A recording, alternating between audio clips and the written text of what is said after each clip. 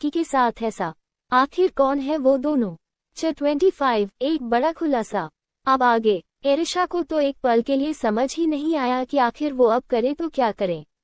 उसने खुद से फ्रस्ट्रेटेड होकर कहा, मैं अब इसमें किसकी हेल्प हूँ? क्या मैं लारा की हेल्प लूँ? शायद लारा ही मेरी हेल्प कर सकती है, क्योंकि मुझे समझ नहीं आ रहा है मैं आखिर करूँ तो क्या करूँ, जाऊँ तो किसके साथ जाऊँ।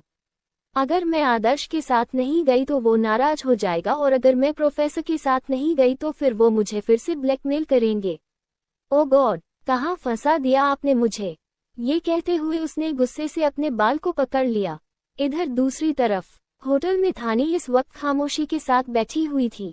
उसका दिमाग पूरा ब्लैक हो गया था और वो कुछ सोचे ही जा रही थी। लेकिन तभी दरवाजा खुला। अचानक दरवाजा खुलने से धानी एकदम से चौंक गई। उसने तुरंत डर कर सामने देखा आदर्श खड़ा था। आदर्श को देखकर दूसरे ही पल धानी ने कहा, थैंक गॉड तुम हो, मुझे लगा कि कोई और है। ये सुनकर ना समझी में आदर्श ने कहा, क्या हुआ आपको? ऐसा क्यों लगा कि कोई और है? क्या यहाँ पर कुछ हुआ था? ये सुनकर धानी के दिमाग में फिर से वो सारे पाल घूमने लगे जब आदित्य ने वो सब कुछ उसे किया था।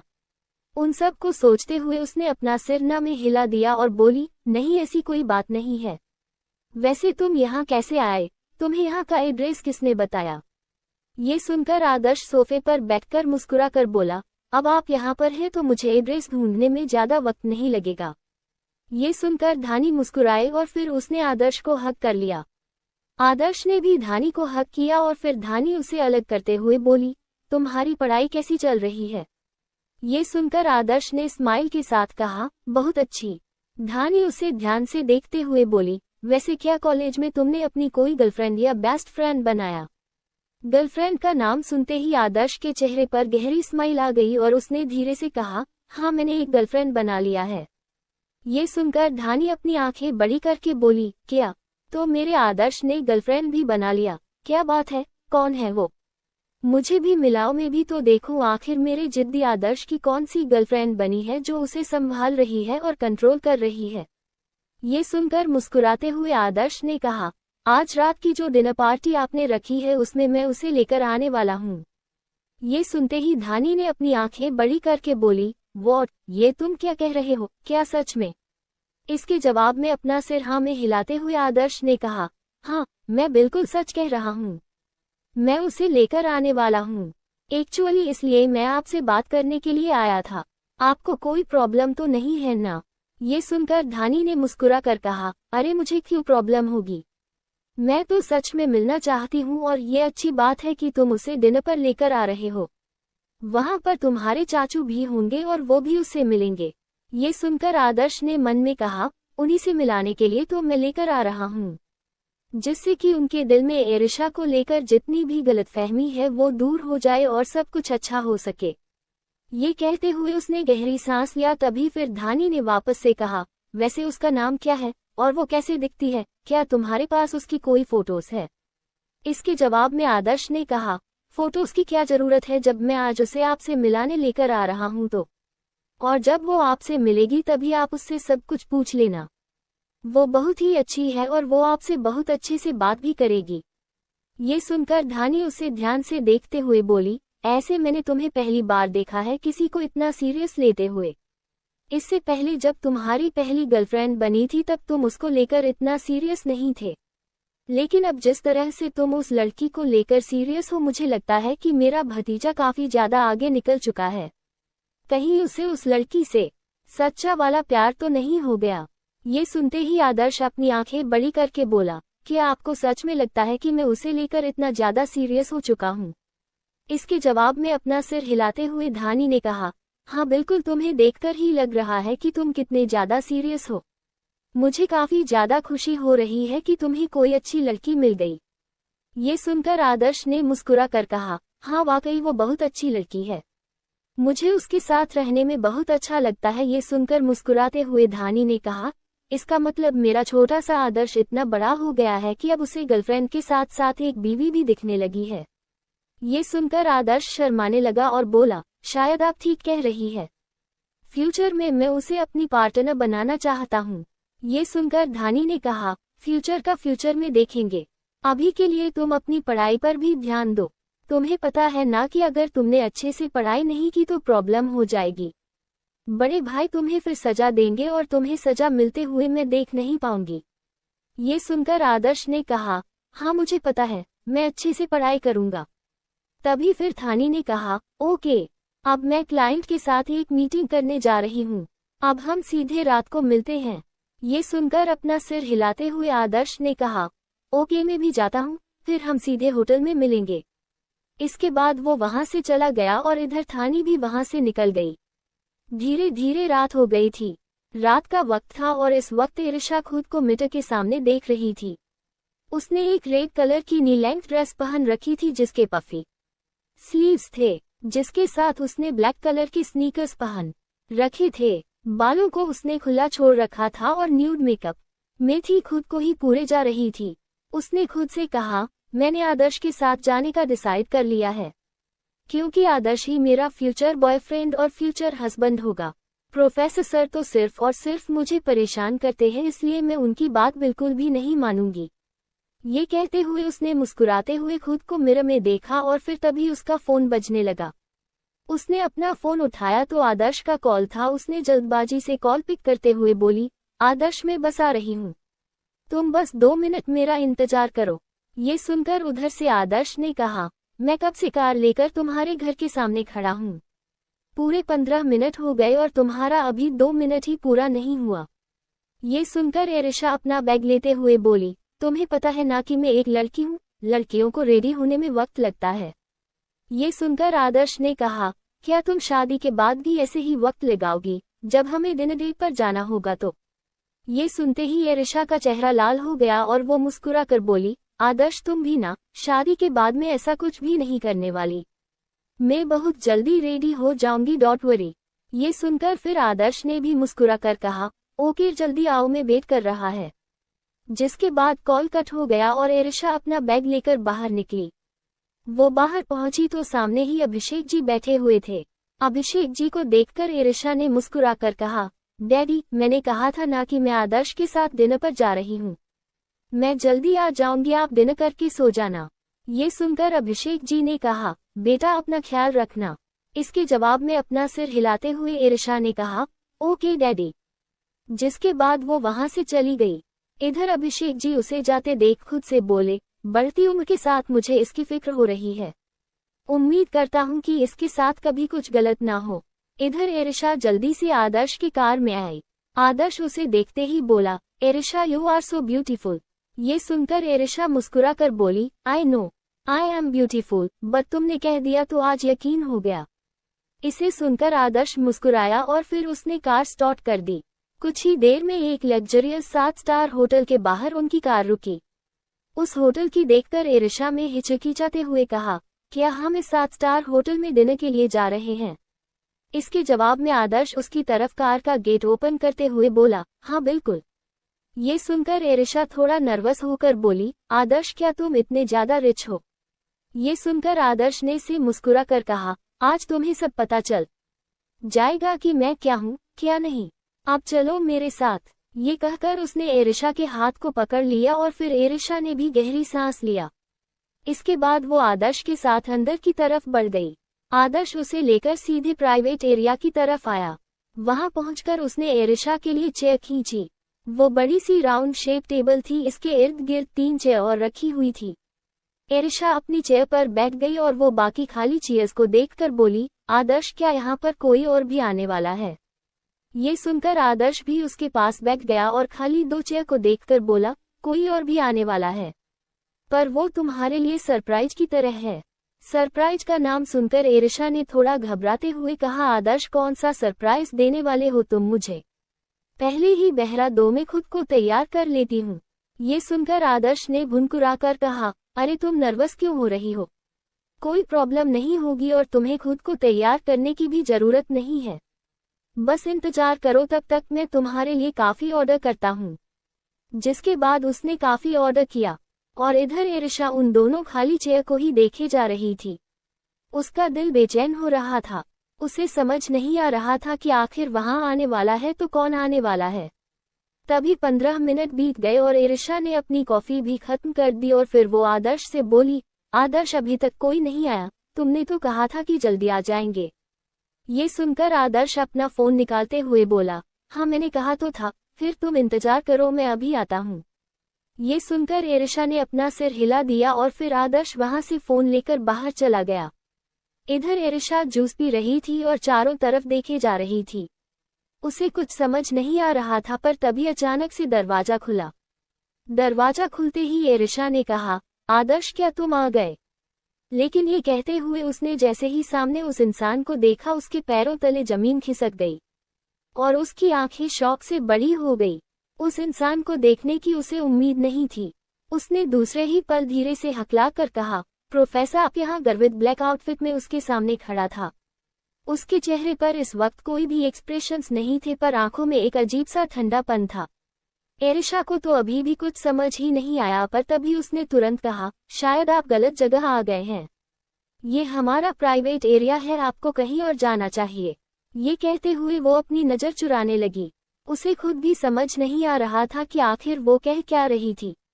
लेकिन गर्वित अपने पेंट के दोनों पॉकेट में हाथ डाले खड़ा उसे ही बस खामोशी के साथ घूरे जा रहा था। लगभग 10 सेकंड ऐसे ही उनके बीच खामोशी से बीत गए और फिर तभी एरिशा के कान में बेहद ठंडी आवाज गई, मैंने तुमसे कहा था कि तुम मेरे साथ डिनर पर आओगी, पर तुम यहाँ अकेले क्या कर रही हो? ये सुनते ही एरिशा दूसरे ही पल हड़बड़ा गई और खुद को संभालते हुए बोली, मैंने आपसे पहले ही कहा था कि मैं आपकी कोई बात नहीं मानने वाली, इसलिए मैं आपके साथ कहीं नहीं जाऊंगी। अब आप यहाँ से चले जाए, आप गलत जगह पर आए हैं। यहाँ मैं डिनर करने के लिए आई हूँ। गर्वित इसके जवाब में अपनी भौहें चढ़ाकर बोला, जो रिपली, तो किसके साथ यहाँ पर आए हो? ये सुनकर एरिशा ने मन ही मन कहा, क्या मुझे आदर्श के बारे में बता देना चाहिए? हाँ, आदर्श ने कहा कि वो बहुत ज्यादा रिच है, तभी तो वो इतने बड़े 7 स्टार होटल में मुझे डिनर पार्टी के लिए लेकर आया है। प्रोफेसर सर तो उसके आगे कुछ भी नहीं होंगे। हाँ, अगर मैं आदर्श के बारे में बता दूंगी तो प्रोफेसर सर मुझे कुछ भी नहीं कह पाएंगे। ये सब सोचते हुए एरिशा ने बहुत ही घमंड के साथ कहा, जिस इंसान के साथ मैं यहाँ पर डिनर पर आई हूँ वो बहुत ही बड़ी फैमिली से बिलोंग करता है और वो बहुत ज्यादा रिच है, और सबसे ज्यादा रिच तो उसके चाचू है जिसकी वो बहुत तारीफ करता है। और हमने कुछ दिन पहले ही बहुत ज्यादा शॉपिंग की थी, इसलिए आपको हमारे बीच आने की जरूरत नहीं है, आप यहाँ से जा सकते हैं। उसकी ये बात सुनकर गर्वित के चेहरे पर एक तिरछी स्माइल आ गई और वो उसकी तरफ अपने कदम बढ़ाकर बोला, आखिर कौन है वो इंसान जिसकी तुम इतनी तारीफ कर रही हो? मुझे नाम बताओ, मैं भी जानना चाहता हूँ। एरिशा अपने कदम पीछे लेते हुए बोली, देखिए मैंने कहा ना, वो बहुत फेमस है और वो बहुत बड़े खानदान से बिलोंग करता है। आप तो उस खानदान के आगे कुछ भी नहीं है, इसलिए आप अब मुझे परेशान करना बंद कर दीजिए, क्योंकि अब मैं उसकी गर्लफ्रेंड बन गई हूँ। गर्लफ्रेंड शब्द सुनते ही अचानक से गर्वित के एक्सप्रेशन डार्क हो गए।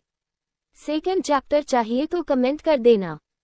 26 तुम कैरेक्टरलेस हो, तुम सिर्फ मेरी हो। अब आगे। एरिशा अपने कदम पीछे लेते हुए बोली, देखिए मैंने कहा ना, वो बहुत फेमस है और वो बहुत बड़े खानदान से बिलोंग करता है।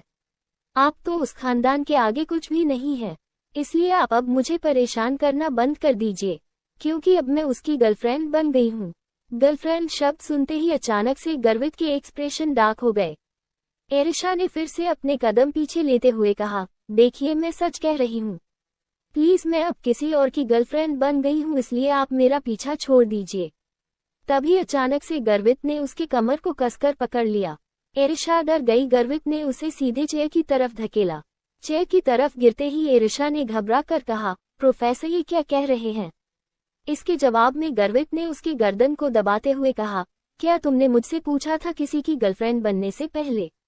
ये सुनकर एरिशा ने घबरा कर कहा, लेकिन ये मेरी जिंदगी है, मैं इसमें आपसे क्यों पूछूं? आखिर आप होते कौन हैं? ये सुनते ही कसकर उसने उसके गर्दन को दबाया और बोला, मैं प्रोफेसर हूँ तुम्हारा, और वो इंसान हूँ जिसे सबसे पहले तुमने किस किया था। ये सुनते ही एरिशा ने भी गुस्से से भड़कते हुए कहा, बस कीजिए प्रोफेसर, अब मैं थक गई हूँ आपकी वही पुरानी बात सुन सुनकर। मैंने कहा था कि वो सिर्फ एक गलती थी। उस वक्त मेरे फ्रेंड्स ने मुझसे शर्त लगाई थी कि जो पहले इंसान आएगा मुझे उसे किस करना पड़ेगा, इसलिए मैंने आपको किस किया, और तब मुझे पता भी नहीं था कि आप आखिर है कौन। अगर मुझे पता होता तो फिर मैं कभी आपको देखती तक नहीं, किस तो बहुत दूर की बात है। प्लीज मेरी जिंदगी में दखलंदाजी करना बंद कर दीजिए। मुझे मेरी जिंदगी जीने दीजिए, रिक्वेस्ट यू। मैं आपसे हाथ जोड़ती हूँ, मेरा पीछा छोड़ दीजिए। ये कहते कहते एरिशा का गला भर आया था और वही गर्वित उसकी सारी बातें गुस्से के साथ सुनता रहा।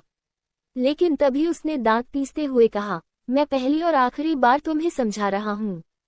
बेशक से तुमने वो गलती की थी, लेकिन तुमने गलती ही गलत इंसान के साथ की। इसकी सजा तुम्हें जिंदगी भर मिलेगी और तुम चाहकर भी मेरे अलावा किसी की नहीं हो सकती। और ये बात अपने छोटे से दिमाग में अच्छे से बिठा लो।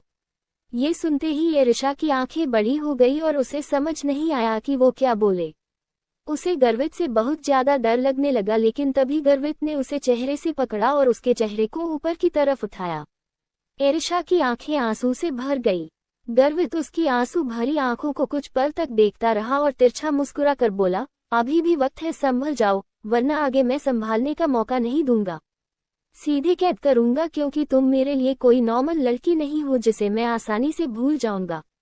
तुम पहली वो लड़की हो जो मेरे होठों तक पहुंचने की कोशिश की है, और ऐसी लड़की को मैं मरते दम तक नहीं भूल सकता। इसी के साथ वो नीचे झुका और उसने एरिशा की आंखों से गिर रहे आंसुओं को अपने होठों से पी लिया। एरिशा सिसक उठी और उसने कसकर चेयर को पकड़ लिया, पर तभी वहां पर एक आवाज आई, मैं आ गया। वो आवाज को सुनते ही एरिशा की आंखें बड़ी हो गई। उसने जल्दबाजी के साथ गर्वित को दूर किया और तुरंत पीछे की तरफ देखने लगी, जहां आदर्श अंदर की तरफ मुस्कुराते हुए आ रहा था। आदर्श को देखते ही एरिशा ने एक नजर गर्वित को देखा और धीरे से बोली, अभी के अभी यहाँ से चले जाइए, क्योंकि मेरा बॉयफ्रेंड आ गया है और अब मैं उसके साथ डिनर करने जा रही हूँ। आप यहाँ रहेंगे तो मुझे बिल्कुल अच्छा नहीं लगेगा। उसकी ये बात सुनकर गर्वित के चेहरे पर एक तिरछी स्माइल आ गई और वो एक नजर आदर्श को देखकर बोला, तो ये तुम्हारा बॉयफ्रेंड है? इसके जवाब में एरिशा ने अपना सर हाँ में हिलाकर कहा, हाँ बिल्कुल, यही मेरा बॉयफ्रेंड है। आपको जरूर झटका लगा होगा, क्योंकि ये सच में बहुत ज्यादा रिच है, आप इसके आगे कुछ भी नहीं है। ये सुनकर गर्वित मुस्कुरा कर बोला, सही कहा तुमने, मुझे तो शौक लगा, पर शायद कुछ ही देर में तुम्हें भी बहुत बड़ा शौक लगेगा। ये सुनकर एरिशा को कुछ समझ नहीं आया और वो ना समझी में बोली, मतलब क्या है आपका? और फिर तभी वहां पर आदर्श हैरानी के साथ बोला, आप यहाँ कब आए? आदर्श की आवाज को सुनकर एरिशा आदर्श को देखने लगी और वही गर्वित चेयर पर लीन होकर बैठते हुए बोला, बस थोड़ी देर पहले। एरिशा को वहां क्या हो रहा था कुछ समझ ही नहीं आया। तभी आदर्श ने हिचकिचाते हुए एरिशा को देखा और फिर गर्वित को। उसने धीरे से कहा, वो एक्चुअली क्या आपने एरिशा से कोई बात की? ये सुनकर गर्वित अपनी भौहें चढ़ाते हुए बोला, क्यों पूछ रहे हो? ये सुनकर आदर्श चुप हो गया। तभी एरिशा ने आदर्श से कहा, आदर्श तुम प्रोफेसर से ऐसी बात क्यों कर रहे हो? उन्हें तो यहाँ नहीं आना चाहिए ना, यहाँ तो तुम्हारी कोई खास गेस्ट आने वाले थे और हम सब साथ में डिनर करने वाले थे, तो फिर ये यहाँ पर क्यों बैठे हुए हैं? इनसे कहो ना कि यहाँ से चले जाएं। ये सुनते ही आदर्श ने तुरंत उसके हाथ को पकड़कर कहा, ये तुम क्या कह रही हो? प्लीज ऐसा मत बोलो। ये सुनकर ना समझी में एरिशा ने कहा, लेकिन क्यों? ये हमारे बीच आने की कोशिश कर रहे हैं, यहाँ हम एक साथ वक्त बिताना चाहते हैं। मैं नहीं चाहती इनकी वजह से हमारी ये डिनर पार्टी खराब हो, और अभी तुम्हारे वो खास गेस्ट भी तो आने वाले थे ना। तभी आदर्श ने धीरे से कहा, एरिशा तुम बात नहीं समझ रही हो। तुम्हें पता नहीं है कि आखिर मैं क्या कहने की कोशिश कर रहा हूँ। ये सुनकर अपना सिर नामे हिलाते हुए एरिशा ने कहा, नहीं तुम गलत सोच रहे हो आदर्श, तुम्हें नहीं पता, पर ये प्रोफेसर एक अच्छे इंसान नहीं है। मैं अच्छे से जानती हूँ ये बहुत बुरे इंसान है, इसलिए प्लीज रिक्वेस्ट यू जल्द से जल्दी इन्हें यहाँ से भेज दो, जिससे कि हम अपनी डिनर पार्टी एंजॉय कर सकें। तभी अचानक से गर्वित ने अपने हाथ को टेबल पर पटकते हुए कहा, आदर्श क्या बातें हो रही है मेरे बारे में? और क्या अभी तक तुमने इस लड़की को बताया नहीं कि आखिर मैं कौन हूँ तुम्हारा? ये सुनते ही आदर्श चौंक गया और वही एरिशा भी एक पल के लिए चौंक गई। तभी आदर्श ने गर्वित की तरह मुड़ते हुए कहा, वो एक्चुअली मैं इसे बताने ही जा रहा था। गर्वित ने तिरछा मुस्कुरा कर कहा, कोई बात नहीं, अगर तुम नहीं बता सकते तो मैं खुद इसे खुद को इंट्रोड्यूस करवाता हूँ, जिससे इसकी सारी गलतफहमी दूर हो जाए। ये सुनकर आदर्श ने अब कुछ जवाब नहीं दिया और वही एरिशा अभी भी ना समझी में खड़ी उन्हें देख रही थी। तभी गर्वित अपनी जगह से उठा और वो एरिशा की तरफ देखकर एविल स्माइल के साथ बोला, हेलो मिस चौहान, आज मैं तुमसे एक प्रोफेसर की हैसियत से नहीं बल्कि खुद की असलियत से मिल रहा हूँ। मैं गर्वित रावत हूँ, आदर्श रावत का uncle. Nice to meet you. ये सुनते ही एरिशा को ऐसा लगा जैसे कि उसके पैरों तले जमीन खिसक गई और वो शॉक्ड होकर आदर्श और गर्वित दोनों को ही देखते रह गई। इधर आदर्श ने एरिशा को देखा और फिर हिचकिचाते हुए गर्वित से बोला, चाचू ये सच में एक अच्छी लड़की है, प्लीज आप इसे एक्सेप्ट कर लीजिए ना मेरे लिए। इसके जवाब में गर्वित ने बिना किसी भाव के साथ कहा, मेरा आज भी जवाब एक ही है, ये लड़की तुम्हारे लायक नहीं है क्योंकि इस लड़की का कैरेक्टर अच्छा नहीं है। एक दूसरा झटका एरिशा को लगा और उसने धीरे से कहा, ये सब क्या हो रहा है यहाँ पर? मुझे कुछ समझ नहीं आ रहा है। आदर्श प्रोफेसर तुम्हारे अंकल हैं, क्या ये वही अंकल है जिनके बारे में तुम मुझे बता रहे थे और जिनकी तारीफ कर रहे थे? इसके जवाब में आदर्श ने उसे पकड़ते हुए कहा, एरिशा मुझे पता है कि तुम इस वक्त बहुत ज्यादा कंफ्यूज होगी, लेकिन मैं तुम्हें सब कुछ बताऊंगा। तभी एरिशा ने गुस्से के साथ कहा, नहीं पहले मुझे इस बात का जवाब दो कि क्या ये वही अंकल है जिनके बारे में तुम मुझे बता रहे थे? ये सुनकर आदर्श ने आखिर में गहरी सांस लेकर कहा, ये मेरे वही अंकल है। इसलिए तो आज मैं तुम्हें डिनर पर लेकर आया था जिससे कि मैं तुम्हें अपने बारे में बता सकूं और उनसे मिलवा सकूं। मुझे पता है कि तुम इनको लेकर बहुत सारी गलत बातें सोचती हो, लेकिन ये ऐसे नहीं है। और अंकल आप भी एरिशा के बारे में कुछ भी गलत मत सोचिए, ये सच में बहुत अच्छी लड़की है। इसके जवाब में गर्वित ने बिना किसी भाव के साथ कहा, नहीं इस लड़की पर मुझे बिल्कुल भी यकीन नहीं है। तुम इस लड़की के साथ अपना फ्यूचर नहीं देख सकते। ये कहते हुए उसने अब एरिशा की तरफ कदम बढ़ाया। एरिशा की आंखों में गुस्से से आंसू आ गए थे। उसने आदर्श से कहा, आदर्श प्रोफेसर मेरे बारे में ऐसा कैसे कह सकते हैं? और अब तो ये तुम्हारे चाचू हैं ना, तो फिर ये मेरे बारे में इतना गलत कैसे सोच सकते हैं? और मेरा कैरेक्टर कहाँ से खराब है? क्या मैं कोई कैरेक्टरलेस दिखाई देती हूँ? प्रश्नवाचक चिन्ह उद्धरण चिन्ह। इसके जवाब में तिरछा मुस्कुराकर गर्वित उसके पास आया और बोला, ऑफ कोर्स तुम एक कैरेक्टरलेस लड़की हो और मैं अपने भतीजे के साथ तुम्हें बिल्कुल भी नहीं देख सकता। इसलिए आज से तुम दोनों का ये सो कॉल्ड गर्लफ्रेंड बॉयफ्रेंड का रिश्ता यही खत्म होता है। ये सुनते ही एरिशा और आदर्श दोनों ही शॉक होकर एक दूसरे को देखने लगे। और अभी वहां पर ये गर्म माहौल था कि तभी दरवाजा खोलते हुए अंदर एक लड़की आकर मुस्कुराकर बोली, सॉरी एवरीवन, मैंने आप सबको इंतजार करवाया। एक्चुअली मैं ट्रैफिक में थोड़ा फंस गई थी, पर चलो अब हम अपनी पार्टी शुरू करते हैं। इस आवाज को सुनते ही सभी की नजर गेट की तरफ गई, लेकिन एरिशा ने जैसे ही गेट पर मौजूद धानी रावत को देखा वो एक बार फिर से शॉक हो गई और उसने अब शॉक्ड होकर आदर्श को देखा। इधर आदर्श ने उसको देखते ही तुरंत धानी की तरफ बढ़ा और बोला, बुआ, थैंक गॉड आप आ गई, मुझे कब से आपकी जरूरत थी। देखिए ना यहाँ पर सिचुएशन कितनी ज्यादा बिगड़ गई है। आदर्श के मुंह से धानी रावत के लिए बुआ शब्द सुनकर तो अब एरिशा पागल ही होने वाली थी और उसने अपना सिर पकड़ते हुए कहा, पहले प्रोफेसर तुम्हारे चाचा निकले और अब इतनी बड़ी स्टार तुम्हारी बुआ निकली, आखिर ये सब चल क्या रहा है? मुझे कुछ भी समझ नहीं आ रहा है। ये कहते हुए वो वही चेयर पर बैठ गई और इधर आदर्श को कुछ याद आया और वो जल्दबाजी के साथ बोला, ओ हाँ मुझे याद आया, एक्चुअली ये बहुत बड़ी स्टार है और मैंने कहा था ना कि मेरे फैमिली में सब एक से बढ़कर एक शौकंग इंसान है, बस इसीलिए आज मैं तुमसे सबसे मिला देना चाहता था। बुआ ये एरिशा है जिसके बारे में मैंने आपसे बताया था ना, ये मेरी गर्लफ्रेंड है। इस वक्त धानी काफी शॉक थी और शॉक्ड होकर सिर्फ और सिर्फ एरिशा को ही देखे जा रही थी। इस वक्त वहां का माहौल बहुत ही क्रिटिकल हो गया था। तभी धानी ने धीरे से कहा, आदर्श तो क्या एरिशा तुम्हारी गर्लफ्रेंड है? इसके जवाब में आदर्श ने अपना सिर हिलाते हुए कहा, हाँ बुआ ये मेरी गर्लफ्रेंड है। लेकिन चाचा इस बात के लिए राजी नहीं हो रहे हैं, अब प्लीज आप ही समझाए ना चाचू को। ये सुनकर धानी ने अब हिचकिचाते हुए गर्वित को देखा जिसके एक्सप्रेशन बिल्कुल भावहीन थे। गर्वित को ऐसे देखकर एरिशा ने धीरे से कहा, गर्वित भाई। लेकिन तभी गर्वित ने सर्द आवाज में कहा, ये किसी की नहीं हो सकती और ये बात क्लियर है। गर्वित की डायरेक्ट ये बात सुनते ही सभी एक पल के लिए शॉक हो गए और एकदम से वहां खामोशी छा गई। लेकिन तभी आदर्श ने परेशान होकर कहा, लेकिन चाचू आप ऐसा क्यों कर रहे हैं? आखिर आप क्यों एरिशा को एक्सेप्ट नहीं कर रहे हैं? मैं एरिशा से प्यार करता हूँ।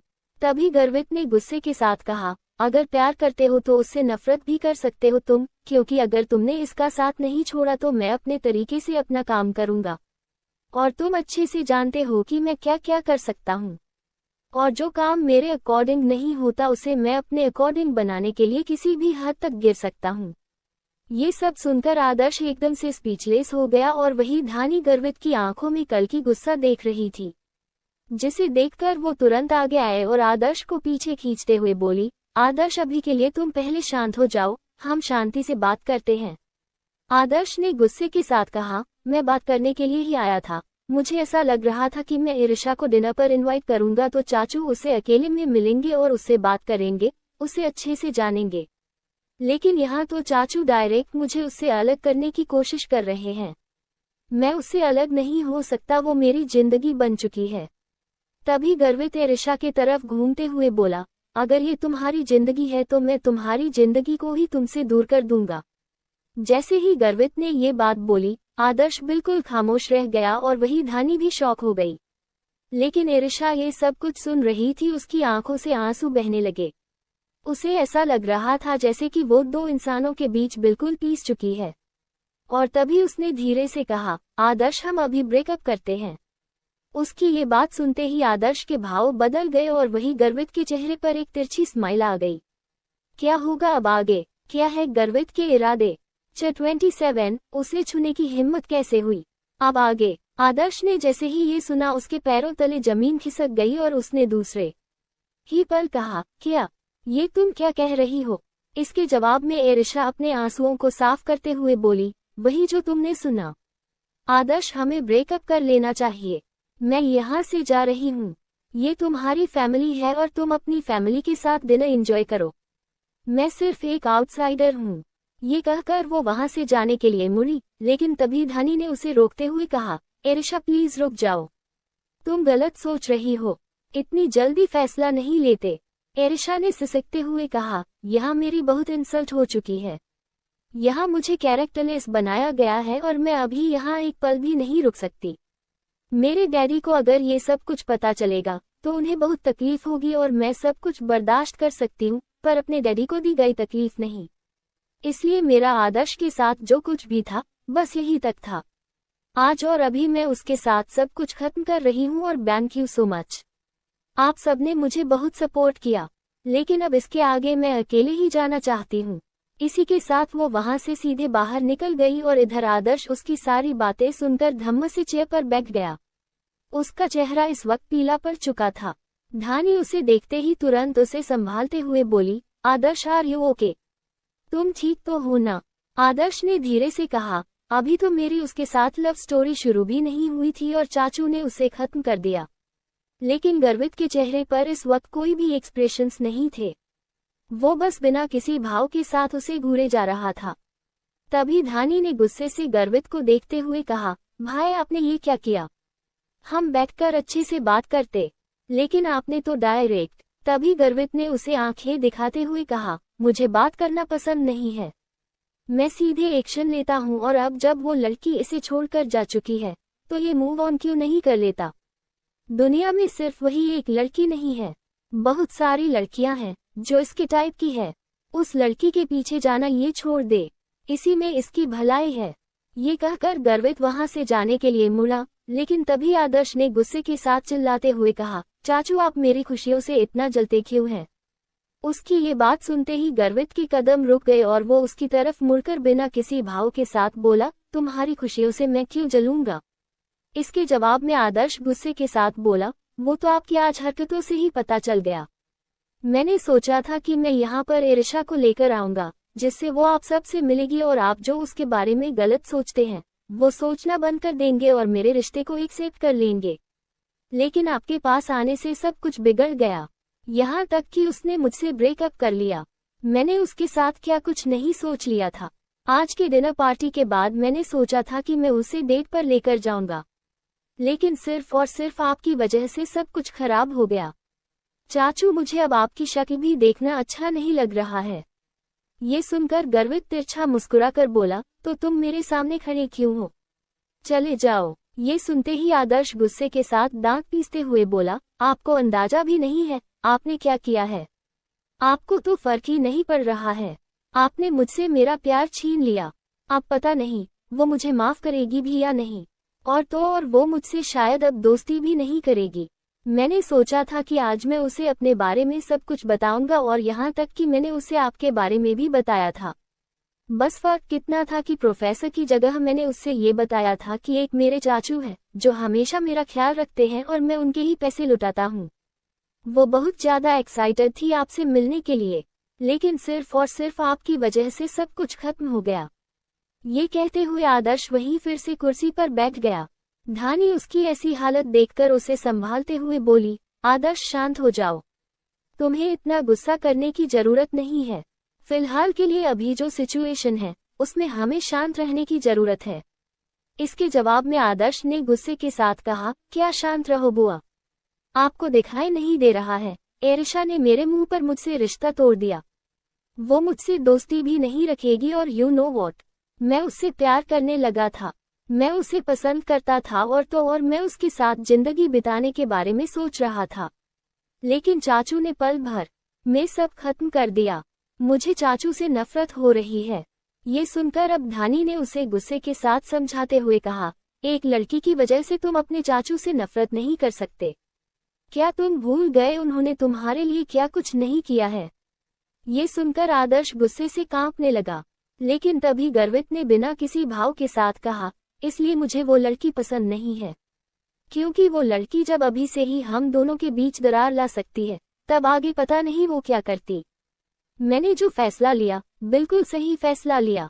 अब वो लड़की गलती से भी तुम्हारे आसपास मुझे दिखनी नहीं चाहिए, वरना तुम सोच नहीं सकते तुम्हारे साथ क्या होगा। मैं भूल जाऊंगा कि तुम मेरे रिश्ते में कुछ लगते हो। इसी के साथ वो वहां से सीधे बाहर चला गया, और इधर आदर्श ये सब सुनकर गुस्से से कुर्सी को लात मारते हुए बोला, चाचू मैं आपको माफ नहीं करूंगा। आपने मेरे साथ ठीक नहीं किया। पता नहीं कौन सी दुश्मनी का बदला लिया है आपने मुझसे आज। एरिशा प्लीज मेरे पास वापस आ जाओ, मैं तुमसे बहुत प्यार करता हूँ। ये कहते हुए आदर्श जैसे पागल ही हो गया था। धानी उसकी ऐसी हालत देखकर कुछ समझ नहीं पाए। वो थोड़ा परेशान होकर बोली, आदर्श प्लीज संभालो खुद को, वो सिर्फ एक लड़की है और अभी तुम दोनों का रिश्ता महीने भर का भी नहीं हुआ था। कुछ दिन पहले ही तो तुम दोनों मिले थे। ये सुनकर आदर्श ने कहा, वो बहुत अच्छी लड़की थी, उससे कुछ दिन पहले मिलना जैसे सालों से मिलने के बराबर था। आपने देखा ना वो कितनी मासूम थी, वो कैरेक्टरलिस्ट कैसे हो सकती है। लेकिन चाचू ने उसके मुंह पर उसे कैरेक्टरलेस कह दिया। इस तरह से तो वो कभी मेरी शक्ल भी नहीं दिखेगी। मैंने उसकी आंखों में आंसू देखे हैं, वो यहाँ से रोते हुए गई है। आप ही बताएं मैं कैसे खुद को शांत रखूं। ये सब सुनकर अब धानी को भी कुछ ठीक नहीं लगा और उसने मन ही मन कहा, भाई ने सच में ही ठीक तो नहीं किया, इसके लिए मुझे उनसे बात करनी ही पड़ेगी। इधर रात का वक्त था और सुनसान रोड पर एरिशा रोते हुए चले ही जा रही थी। अचानक से वो लड़खड़ाए और उसकी हिल्स टूट गई। हिल्स के टूट जाने पर उसने उन हिल्स को वहीं पर फेंक दिया। वो अब नंगे पांव ही चलते हुए से सिसक कर बोली, मेरी गलती है। मैं कैसे सोच सकती हूँ कि मैं इतने बड़े खानदान के लड़के के गर्लफ्रेंड बन सकती हूँ। मुझे अपनी औकात पता होनी चाहिए थी। मुझे पता होना चाहिए था कि मैं सिर्फ और सिर्फ एक मिडिल क्लास घर की लड़की हूँ। मुझे कोई हक नहीं है बड़े खानदान के लड़के की गर्लफ्रेंड बनने का। पर अच्छा हुआ कि मुझे मेरी औकात पहले ही पता चल गई, वरना मैं सिर्फ और सिर्फ तकलीफ में जीती और अब मैं कभी आदर्श से नहीं मिलूंगी, कभी उससे बात भी नहीं करूंगी। अब उससे मैं पूरी तरह दूरी बना लूंगी। ये कहते हुए उसने सिसकते हुए फिर से अपने आंसुओं को साफ किया और वापस से आगे जाते हुए बोली, प्रोफेसर ने मुझे कैरेक्टरलेस बताया। उनको ऐसा लगता है कि मैं उनके भतीजे के पैसों को देखकर उनके पीछे आई हूँ। शायद आदर्श ने उनसे बताया होगा कि उनके क्रेडिट कार्ड से उसने मुझे शॉपिंग करवाई थी, इसलिए उन्हें ऐसा लगा होगा कि जब मैं इतनी सारी शॉपिंग कर सकती हूँ उनके क्रेडिट कार्ड से तो जरूर मैं लालची लड़की होंगी। पर मेरा करैक्टर ऐसा नहीं है। मुझे पता है मैं बहुत ज्यादा बचपना कर देती हूँ अपने एक्साइटमेंट के चलते, लेकिन मैं कोई लालची लड़की नहीं हूँ। मेरे डैडी ने बेशक से मुझे थोड़े में एडजस्ट करना सिखाया है, लेकिन मैंने कभी ज्यादा को देखकर अपने मन में लालच नहीं आने दिया। पर ये बात वो आमिर प्रोफेसर घमंडी, शैतान, राक्षस, दानव इंसान कभी नहीं समझ सकता। ये कहते हुए एरिशा लगातार सिर्फ और सिर्फ गर्वित को ही कोसने लगी। उसके दिल में जो आ रहा था वो सब कुछ गर्वित को कहे ही जा रही थी। पर तभी अचानक से 2-3 लड़के उसके आसपास आकर खड़े हो गए। एरिशा जो गर्वित को कोसने में ही बिजी थी, उन सब के ऐसे अचानक आ जाने से वो रुक गई और दूसरे ही पल उनके तरफ देखने लगी।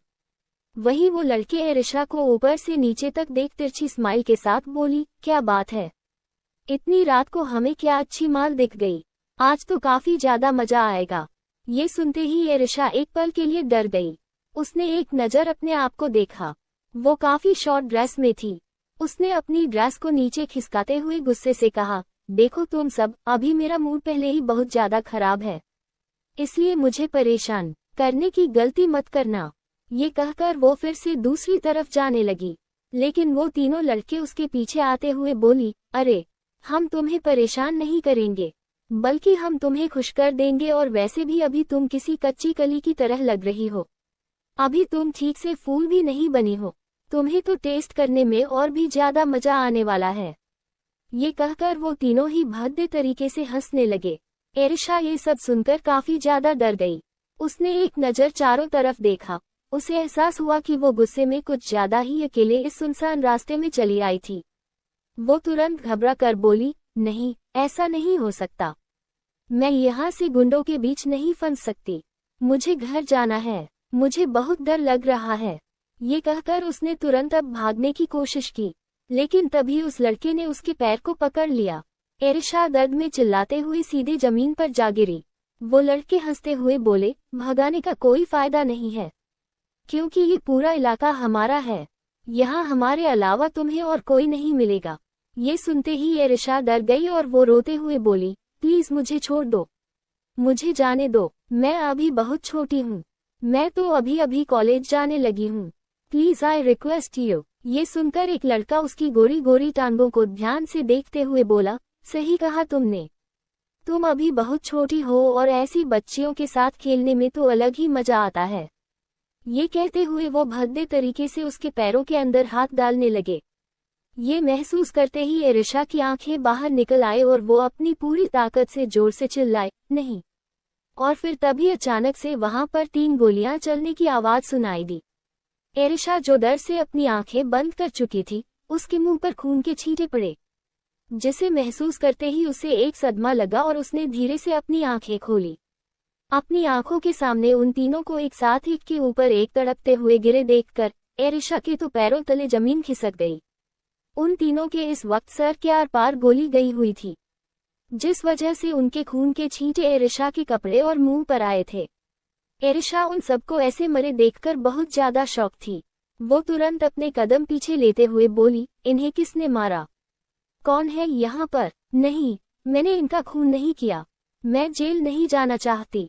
आज मेरे साथ क्या हो रहा है, मेरी जिंदगी का सबसे बुरा दिन है आज, प्लीज डैडी मेरी हेल्प करो, मुझे जेल नहीं जाना, सच में मैंने नहीं मारा इन्हें। ये कहते हुए एरिशा रोने लगी और फिर तभी उसके चेहरे पर एक कार की फ्लैशलाइट पड़ी। फ्लैशलाइट पड़ने से एरिशा जो बैठकर रो रही थी, वो एकदम से चुप हो गई। उसने धीरे से एक नजर सामने देखा, सामने एक मर्सिडीज बेंज आकर रुकी हुई थी और उसकी फ्लैशलाइट उस पर पड़ रही थी। उस मर्सिडीज को देखते ही एरिशा तुरंत अपनी जगह से खड़ी हुई। वो दौड़ते हुए उस तरफ भागी।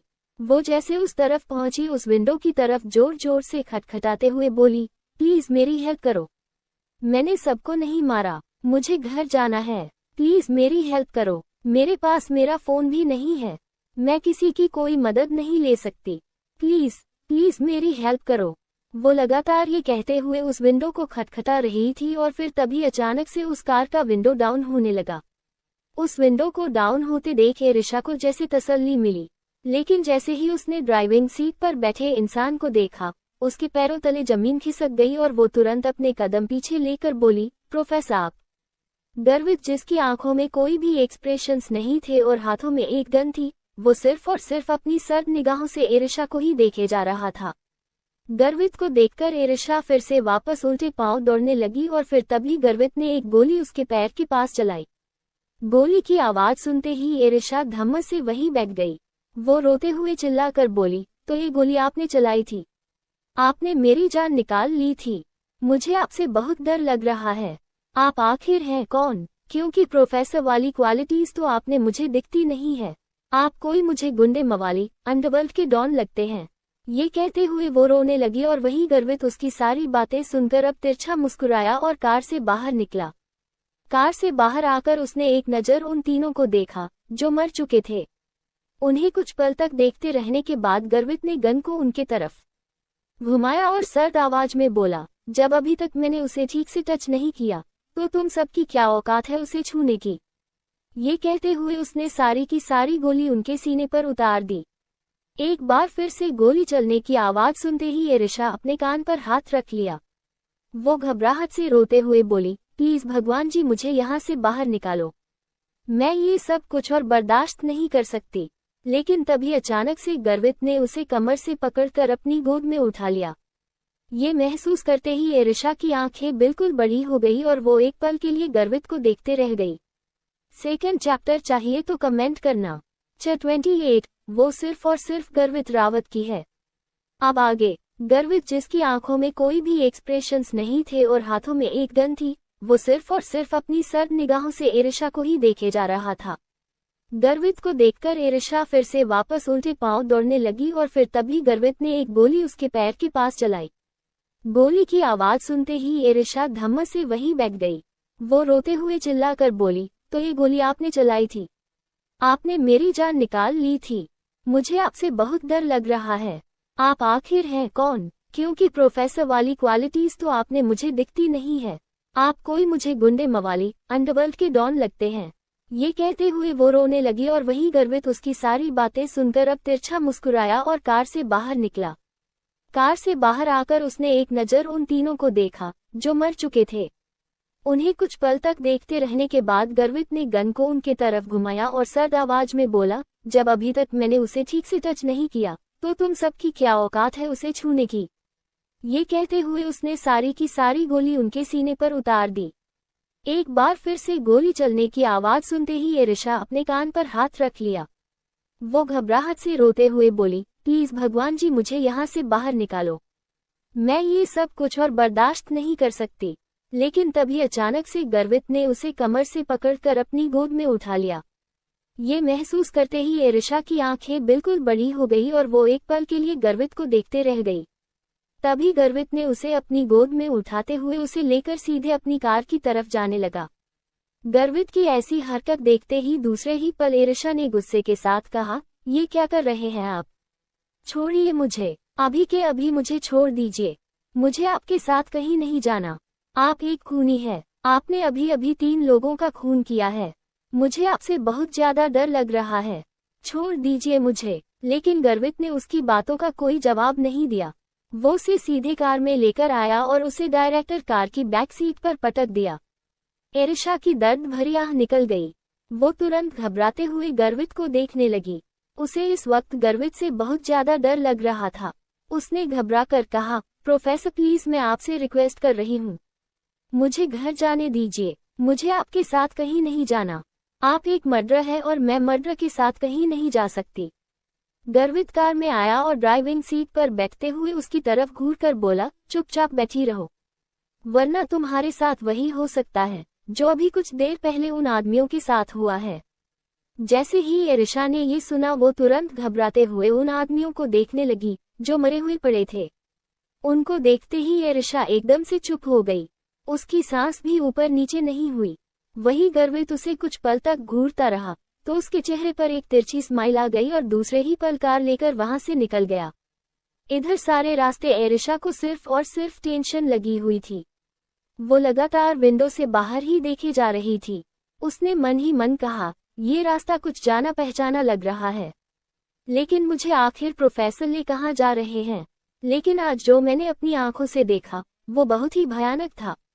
सबसे पहले उन्होंने नताशा की जीप काट दी और अब उन तीनों को अपनी गन से मार दिया। एक प्रोफेसर के पास गन कैसे हो सकती है? कहीं ये कोई पुलिस ऑफिसर तो नहीं है? लेकिन ये अगर पुलिस ऑफिसर है तो ये प्रोफेसर की नौकरी क्यों कर रहे हैं? आखिर इनकी असलियत क्या है? शायद अब मुझे इनके बारे में पता लगाना ही होगा, क्योंकि अब मैं इतनी आसानी से इन्हें नहीं जाने दे सकती। इन्होंने पहले ही मुझे बहुत कुछ कह दिया है। इनकी वजह से मैंने आदर्श से ब्रेकअप कर लिया और अब मैं इन्हें माफ नहीं करूंगी। ये सब कहते हुए उसने अब कुछ डिसाइड कर लिया था। तभी कुछ ही देर में कार उसके घर के बाहर आकर रुकी। कार अपने घर के बाहर रुकती देखकर ही ईर्षा की जान में जान आई। वो तुरंत बिना कुछ कहे जल्दबाजी के साथ कार से बाहर निकली और लड़खड़ाते हुए अंदर की तरफ जाने लगी। उसे ऐसे जाते देखकर गर्वित अपनी भौहें चढ़ाकर बोला, मैं तुम्हें यहाँ से कहीं किडनैप करके नहीं लेकर जाऊंगा, इसलिए आराम से जाओ वरना तुम्हें चोट लग सकती है। लेकिन ईर्षा ने इन सब बातों का कोई जवाब नहीं दिया। वो बस दौड़ते हुए सीधी अंदर की तरफ बढ़ गई। इधर गर्वित कार से बाहर निकाला और वो उसे जाते देख हल्के से मुस्कुराया। फिर उसने अपने पॉकेट से सिगरेट निकाला। सिगरेट निकालते हुए वो सिगरेट पीने लगा। इधर ईर्षा दौड़ते हुए अपने कमरे में आई। कमरे में पहुंचकर उसने दरवाजे को अंदर से बंद कर लिया और लंबी लंबी सांस लेकर बोली, नहीं, ऐसा नहीं हो सकता, मेरे साथ इतना गलत नहीं हो सकता। मुझे ऐसा लग रहा है जैसे कि मेरी खुशियां किसी ने मुझसे छीन ली। अब मैं क्या करूंगी? और तो और वो खूनी इंसान मेरे घर में आता रहता है। कहीं उन्होंने मेरे डैडी का खून कर दिया तो उनके पास तो गन भी है। नहीं नहीं, ऐसा नहीं हो सकता, वो ऐसा नहीं कर सकते। ये कहते हुए ईर्षा काफी ज्यादा घबराने लगी और घबराते हुए वो वही बेड पर बैठ गई। बेड पर बैठते हुए उसके दिमाग में कुछ वक्त पहले की सारी बातें चलने लगी और वो एक एक करके सब कुछ सोचने लगी। उसने कुछ सोचते हुए खुद से कहा, इसका मतलब आदर्श रावत खानदान से बिलोंग करता है और आदर्श जिन चाचू की तारीफ कर रहा था वो अंकल कोई और नहीं बल्कि प्रोफेसर है। लेकिन उसने कहा था कि उसके चाचू एक बहुत ही बड़े बिजनेस टाइकून है। तो फिर प्रोफेसर यहाँ पर ऐसे यूनिवर्सिटी में नौकरी क्यों कर रहे हैं? उनकी तो यहाँ पर ज्यादा सैलरी भी नहीं होगी। आखिर वो यहाँ आए तो आए किस मकसद से हैं? ये कहते हुए उसने खुद से सवाल किया और वहीं दूसरी तरफ बंगले में आदर्श ने गुस्से के साथ कहा, बुआ मुझे अभी तक समझ नहीं आया, आखिर चाचू यहाँ आए किस लिए है? जहाँ तक मुझे पता था वो तो यूरोप में थे ना, और यूरोप में ही वो अपना बिजनेस करने वाले थे। तो फिर अचानक से वो इंडिया क्यों आ गए और मेरे ही यूनिवर्सिटी में वो प्रोफेसर की नौकरी क्यों करने लगे? मुझे बताए, मुझे सच जानना है। धानी जो सोफे पर किसी गहरी सोच में बैठी हुई थी, उसने गहरी सांस लेकर कहा, आदर्श सच कहूँ तो मुझे खुद भी कुछ नहीं पता। मैं नहीं जानती कि आखिर गर्वित भाई ऐसा क्यों कर रहे हैं, लेकिन मुझे लगता है कि इसके पीछे जरूर उनका कोई ना कोई मकसद है और उनके मकसद के बीच तुम्हें नहीं आना चाहिए। ये सुनते ही गुस्से के साथ आदर्श ने कहा, बुआ मैं तो उनसे दूर ही रहता हूँ। इनफैक्ट वो खुद है जो मेरे और ईर्षा के बीच आते हैं। जिस दिन से मैंने ईर्षा को अपनी दोस्त बनाया है उसी दिन से उन्होंने मुझे ईर्षा से दूर किया है और आज तो उन्होंने ब्रेकअप ही करवा दिया। क्या आप इसके जवाब में कुछ कहना चाहेंगे? ये सुनकर धानी एक पल के लिए खामोश हो गई और फिर उसने मन में कहा, मैं आदर्श से ये बात कैसे बताऊं कि उस दिन उस पार्टी में गर्वित भाई ही थे जिन्होंने ईर्षा को जाने से रोक दिया था और मुझे जल्दबाजी के साथ यहाँ बुलाया था। आखिर गर्वित भाई के दिल में चल क्या रहा है? वो ईर्षा के बारे में क्या सोच रहे हैं? मुझे कुछ ना कुछ तो पता लगाना ही पड़ेगा। तभी वो अपनी जगह से उठकर बोली, आदर्श रात काफी हो गई है, तुम जाकर आराम करो, सुबह तुम्हें कॉलेज भी जाना है। आदर्श गुस्से से पैर पटकते हुए कमरे में जाते हुए बोला, मुझे कल कहीं नहीं जाना। वैसे भी अब ईर्षा मुझसे बात करेगी नहीं, तो क्या मुंह लेकर जाऊंगा उसके पास। ये कहकर वो चला गया और वहीं धानी ये सब सुनकर बोली, आदर्श लेकिन तुम्हें पढ़ाई भी तो करनी है ना, और तुम एक लड़की की वजह से अपनी पढ़ाई कैसे छोड़ सकते हो? तुम सुन रहे हो ना मेरी बात? तुम्हें कल कॉलेज जाना ही पड़ेगा। लेकिन आदर्श ने उनकी बातों का कोई जवाब ही नहीं दिया और वो सीधे कमरे की तरफ बढ़ गया। इधर धानी आखिर में खुद से बोली, बस बहुत हो गया, अब मुझे डायरेक्ट गर्वित भाई से बात करनी पड़ेगी। ये कहते हुए उसने अपना फोन उठाया और वहां से बाहर निकल गई। रात के करीब 11:30 बज रहे थे जब धानी एक बड़े से आलीशान पैलेस के बाहर खड़ी थी। उस पैलेस को कुछ पल तक देखते रहने के बाद उसने गहरी सांस ली और अंदर की तरफ बढ़ गई। वो अंदर पहुंची। हॉल में पहुंचते ही उसने गुस्से के साथ कहा, भाई क्या आप मुझे सच बताएंगे कि यहाँ क्या चल रहा है? गर्वित सोफे पर बैठा इस वक्त वाइन पी रहा था। धानी की आवाज सुनकर वो अपनी भौहें आपस में चढ़ाते हुए बोला, इतनी रात को तुम यहाँ क्या कर रही हो? इसके जवाब में धानी गुस्से से गर्वित की तरफ आते हुए बोली, भाई मुझे सब जानना है और जब तक आप मुझे सच नहीं बता देते तब तक मैं यहाँ से कहीं नहीं जाऊंगी। उसकी बात सुनकर गर्वित ने उसे कुछ पल तक देखा और फिर बिना किसी भाव के साथ बोला, आई थिंक तुम्हें जाकर रेस्ट करना चाहिए। ये कहकर वो अपनी वाइन की ग्लास को लेकर अपनी जगह से उठा। लेकिन तभी धानी ने उसके रास्ते में आते हुए कहा, भाई आप आदर्श और एरिशा को अलग क्यों करना चाहते हैं? क्या आप आदर्श की भलाई के लिए ऐसा कर रहे हैं या फिर कोई और मैटर है? क्योंकि आपने आज जिस तरह से आदर्श के साथ बिहेव किया और एरिशा को आपने जिस तरह आज कहा है, उसे देखकर तो मुझे आपके ऊपर कहीं ना कहीं शक हो रहा है। ये सुनकर अब गर्वित ने अपनी सख्त आवाज में कहा, वो लड़का यहाँ पर पढ़ाई करने आया है, लेकिन पढ़ाई के अलावा वो सब कुछ कर रहा है। इसलिए मैं चाहता हूँ कि वो पढ़ाई करे, ना कि इधर उधर लड़कियों के मैटर में उलझे। ये सुनकर अपना सर हिलाते हुए धानी ने कहा, हाँ मैं आपकी बात समझती हूँ, लेकिन एरिशा का क्या? आपने एरिशा के लिए मुझे लंदन से क्यों बुलाया? अगर वो कैरेक्टरलेस लड़की है, वो अच्छी नहीं है, तो आपने उसके लिए मुझे इतने सारे फोर्स लगाने के लिए क्यों कहा? इनफैक्ट लाइन में वो सबसे पीछे खड़ी थी, लेकिन आपकी एक कॉल की वजह से मैंने उसे सबसे पहले अपने सिग्नेचर दिए हैं। ये सब किस लिए भाई? आपके दिल में एरिशा के लिए क्या है? उसकी ये बात सुनते ही गर्वित की पकड़ उसके वाइन ग्लास पर कस गई और वो उसे एक टक गौर से देखते हुए बोला, तुम्हें क्या लगता है मैंने ऐसा किस लिए किया है? ये सुनकर धानी कुछ देर तक गर्वित को देखते रही और फिर तभी वो हैरानी के साथ बोली, नहीं, ऐसा नहीं हो सकता। भाई आप होश में तो है? आप ये क्या कह रहे हैं? मुझे तो अभी भी यकीन नहीं हो रहा है। आखिर आप ऐसा सोच भी कैसे सकते हैं? इसके जवाब में बिना किसी भाव के साथ गर्वित ने कहा, क्यों, क्या गलत है इसमें? इसके जवाब में धानी अपने सिर पर हाथ रखकर बोली, भाई वो बच्ची है, अपनी उम्र देखी है आपने? इसके जवाब में गर्वित ने गुस्से के साथ कहा, क्या उम्र देखकर ये सब कुछ किया जाता है और मुझे उसके बच्चे होने से कोई फर्क नहीं पड़ता। मैं उसका बचपना टॉलरेट कर लूंगा।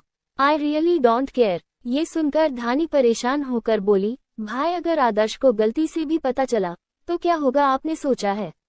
उसे तो एहसास भी नहीं है कि आपने ऐसा क्यों किया है। जिस दिन उसे पता चला वो तो टूट जाएगा और कहीं ऐसा ना हो कि वो आपसे नफरत करने लगे। ये सुनकर गुस्से के साथ गर्वित ने कहा, उसके नफरत करने या ना करने से मुझे फर्क नहीं पड़ता। मुझे बस इतना पता है कि मैं उसे किसी का नहीं होने दूंगा।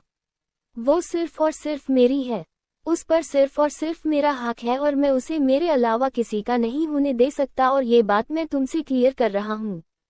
तुम जाकर उस लड़के को समझा दो और अगर तुम नहीं समझ पा रही हो तो मैं खुद उससे बात करूंगा और अगर वो मेरे रास्ते में आएगा तो तुम जानती हो कि मैं क्या कर सकता हूँ। क्योंकि जब बात मेरी जिद पर आती है तो गर्वित रावत किसी भी हद तक जा सकता है। ये कहते हुए गर्वित वहां से सीधे लिफ्ट की तरफ बढ़ गया और वही धानी ये सारी बातें बस हैरानी के साथ सुनती रह गई। अगली सुबह का वक्त था और एरिशा की आंख खुली। उसने एक नज़र चारों तरफ देखा और फिर अपनी आंखों को रब करते हुए बोली, आज डैडी मुझे जगाने के लिए नहीं आए, वो ठीक तो होंगे ना? ये कहते हुए उसके चेहरे पर टेंशन आ गई, क्योंकि हर सुबह अभिषेक जी उसे जगाने जरूर आते थे, फिर चाहे जो कुछ भी हो। ये सब सोचते हुए एरिशा तुरंत अपनी जगह से उठी और कमरे से बाहर निकल गई।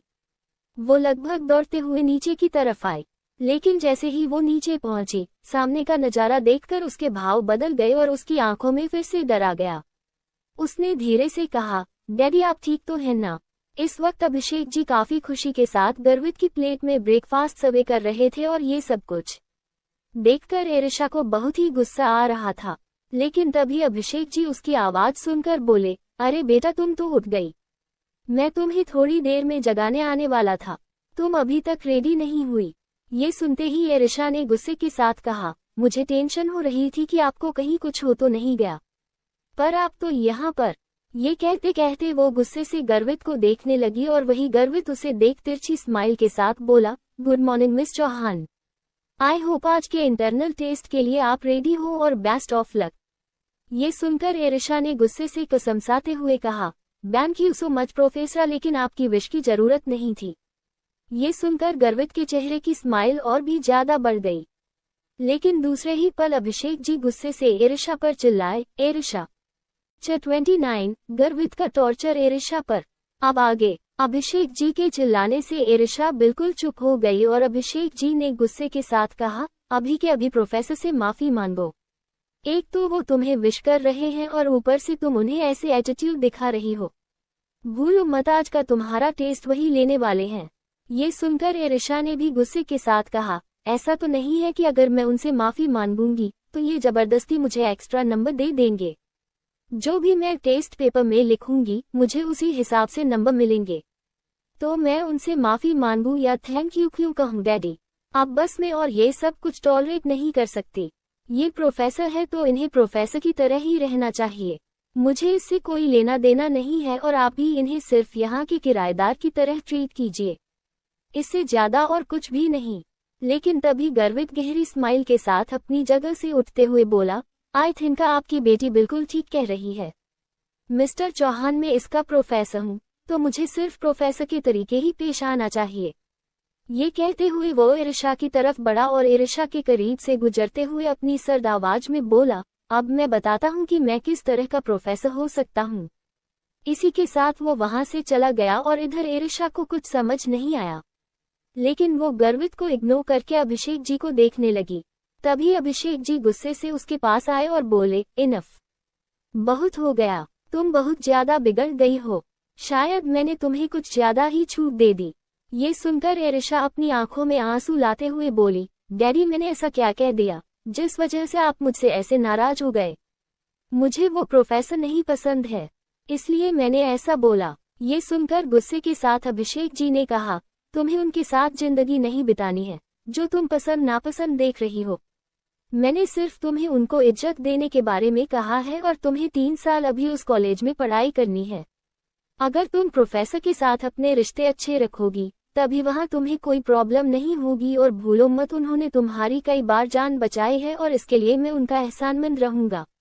ये सुनते ही इरिशा ने अब सरकास्टिक होकर कहा, तो इसका मतलब उन्होंने मेरी जान बचाई है, आप मुझे उन्हें पूरी तरह से सौंप देंगे, राइट? अभिषेक जी ने परेशान होते हुए कहा, बेटा आखिर तुम्हें हो क्या गया है? मैं देख रहा हूँ कल से तुम बहुत अजीब बिहेव कर रही हो। आखिर बात क्या है? तुम मुझसे शेयर कर सकती हो जैसे पहले करती थी। इरिशा ने फ्रस्ट्रेटेड होकर कहा, मुझे खुद भी नहीं पता मुझे क्या हुआ है। मैं सच में अभी ना तो कुछ कहना चाहती हूँ न ही कुछ सुनना चाहती हूँ। फिलहाल के लिए मेरा आज टेस्ट है तो मैं कॉलेज जा रही हूँ। तभी फिर अभिषेक जी ने उसके चेहरे को पकड़ते हुए कहा, अच्छे से टेस्ट देना और कोई भी प्रॉब्लम हो तो मैं हमेशा तुम्हारे साथ हूँ। ये कहते हुए उन्होंने उसके माथे पर प्यार से किस किया। इरिशा की आंखों में ना चाहते हुए आंसू आ गए और वो बिना कुछ कहे वहां से चली गई। कॉलेज में इस वक्त क्लास में चारों तरफ सन्नाटा पसरा हुआ था। सभी स्टूडेंट अपने अपने टेस्ट पेपर को ही देखे जा रहे थे। सबके चेहरे पर टेंशन साफ दिखाई दे रही थी और वहीं इरिशा ने धीरे से लारा की तरफ देखा जो खुद भी टेस्ट पेपर देखे जा रही थी। इरिशा ने लारा से धीरे से कहा, यार कितने तक क्वेश्चंस आए हैं? इन्हें तो मैंने रेडी नहीं किया था, अब तो हम काम से गए। लारा ने भी परेशान होकर कहा, हाँ यार, जो सिलेबस में था उसे तो हमने अच्छे से पढ़ा था, तो फिर ये आउट ऑफ सिलेबस कहाँ से आ गया? आखिर ये प्रोफेसर हमसे किस जन्म की दुश्मनी निकाल रहा है? ये सुनकर इरिशा गुस्से से प्रोफेसर की तरफ देखने लगी। गर्वित चेयर पर लीन होकर बैठा हुआ था, उसके चेहरे पर कोई भी एक्सप्रेशंस नहीं थे। तभी उसने चारों तरफ देखते हुए कहा, आप सबका टाइम शुरू हो चुका है। मैं ठीक 25 मिनट बाद आपके टेस्ट पेपर आप सब से ले लूंगा और ये टेस्ट पेपर ही डिसाइड करेगा कि आने वाले एग्जाम्स में आप सब एलिजिबल होंगे या नहीं। So best of luck to all of you. ये सुनते ही सभी स्टूडेंट्स अपना टेस्ट पेपर सॉल्व करने लगे। इरिशा भी जल्दी जल्दी अपना टेस्ट पेपर सॉल्व करने लगी, लेकिन कुछ ही मिनट बाद को फ्रस्ट्रेट हो गई। फिर वो अपना सिर पकड़कर बोली, ये तो मुझसे सॉल्व भी नहीं हो रहा है और इसकी डेफिनेशन तो मुझे याद भी नहीं है। मैं क्या करूं? मुझे कुछ समझ नहीं आ रहा। मैं लारा से हेल्प लेती हूँ जैसे पहले लेती थी, वो जरूर मेरी हेल्प करेगी। ये कहते हुए उसने धीरे से सीट के नीचे से लारा के पैर को टच किया। लारा ने उसे घूरा तो इरिशा ने उसे आंखों से इशारा किया, जिसे देखने के बाद उसने नीचे से टेस्ट पेपर अपना बढ़ा दिया। ये देखकर इरिशा की आंखों में चमक आ गई और वो जल्दी से उसके टेस्ट पेपर को लेकर जल्दी से उसमें कुछ हल करने लगी। लेकिन तभी अचानक से किसी ने उसके टेस्ट पेपर पर अपना हाथ रखा। ये महसूस करते ही पूरी क्लास एक पल के लिए सन्न हो गई और वही एरिशा भी बिल्कुल शॉक हो गई। उसने धीरे से अपना छोटा सा सर ऊपर उठाया तो गर्वित उसे गुस्से से देख रहा था। गर्वित को ऐसे देखकर एरिशा ने हकलाते हुए कहा, प्रोफेसर मेरा टाइम वेस्ट हो रहा है, प्लीज मुझे मेरा पेपर सॉल्व करने दीजिए। तभी गर्वित ने सख्त आवाज में कहा, स्टैंड अप। ये सुनते ही एरिशा के चेहरे पर पसीने आ गया और वो तुरंत हकला कर बोली, क्या? लेकिन क्यों? मेरी गलती क्या है? गर्वित ने अब सख्त आवाज में कहा, स्टैंड अप। एरिशा न चाहते हुए भी अपनी जगह से उठ गई। तभी उसके 2 सेट पीछे बैठी लड़की ने धीरे से हंसते हुए कहा, ये एरिशा तो हर वक्त प्रोफेसर से ही भागती रहती है, इस बार तो प्रोफेसर इसकी बैंड बजाएंगे। ये सुनकर दूसरी लड़की भी हंसने लगी। हालांकि उनके हंसने की आवाज एरिशा के कान में जा रही थी, इसलिए उसने और भी कसकर अपने हाथों की मुट्ठियां बंद कर ली। तभी गर्वित ने टेस्ट पेपर्स को उठाया। ये देखकर एरिशा की आंखें बड़ी हो गई और वो जल्दी से बोली, प्रोफेसर प्लीज मेरे टेस्ट पेपर वापस दे दीजिए, छोड़ दीजिए। तभी गर्वित ने उसकी कलाई को पकड़कर नीचे की तरफ किया और सर्द आवाज में बोला, तुम्हारी हिम्मत कैसे हुई मेरी क्लास में चीटिंग करने की? चीटिंग का नाम सुनते ही सारी क्लास एरिशा को गुस्से भरी नजरों से देखने लगी और वही लारा ने तो अपने सिर पर हाथ रख लिया। एरिशा की आंखों में आंसू आ गए। उसने धीरे से कहा, मैं चीटिंग नहीं कर रही थी, मैं तो बस। तभी गर्वित ने गुस्से के साथ कहा, मैं कोई अंधा नहीं हूँ, मुझे साफ साफ दिखाई दे रहा है कि तुमने किसके पेपर से क्या लिखा है। अभी के अभी क्लास से बाहर जाओ और इस बार जो एग्जाम्स आएंगे उसे देना तो अब भूल ही जाओ और कल अपने पेरेंट्स को बुलाकर लाना। ये कहकर वो बाकी क्लास को देखते हुए बोला, अगर तुम सबको सॉल्व नहीं करना तो तुम सब इसे सबमिट करके बाहर जा सकते हो। ये कहते ही सभी घबराहट और जल्दी जल्दी अपना टेस्ट करने लगे। लेकिन इधर एरिशा का चेहरा पीला पड़ गया था। वो धीरे से अपना थूक गटक कर बोली, इसका मतलब मैं फर्स्ट ईयर के एग्जाम में फेल हो गई और अब मैं चाहकर भी एग्जाम्स नहीं दे पाऊंगी। मेरी डैड का फर्स्ट ईयर में लगाया गया 80,000 वेस्ट चल गया। इसी के साथ उसकी आंखों से झरझर करके आंसू बहने लगे और वो गर्वित को देखने लगे।